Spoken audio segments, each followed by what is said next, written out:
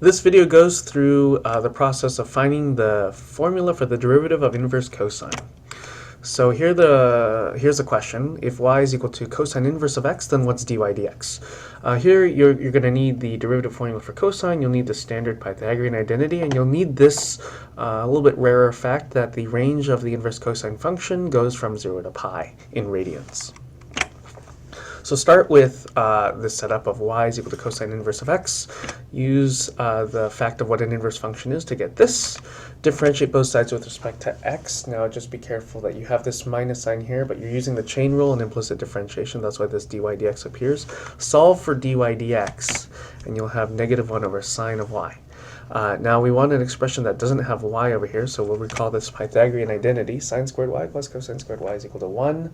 Solve for sine of y, but you have this plus or minus sign, and I want to argue that you can get rid of this. Here's the reason. So take the unit circle. Now cosine inverse has a range, so this angle y that comes out here, the angle is going to be an angle between 0 and pi radians. So an angle somewhere over here, this sort of circular fraction.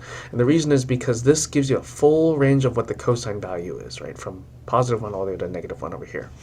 Now the point is, when you look at an angle y, which is in here, sine of this angle y, which is the y value in this axis drawing, you're always in this top half, angle in quadrant 1 or quadrant 2, and sine of such an angle is always a positive number, and that lets you just look at the positive square root here.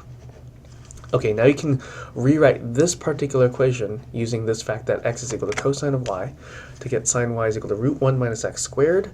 Then you can rewrite this right here, just replace the sine of y in the denominator with root 1 minus x squared, and you have the derivative of inverse cosine.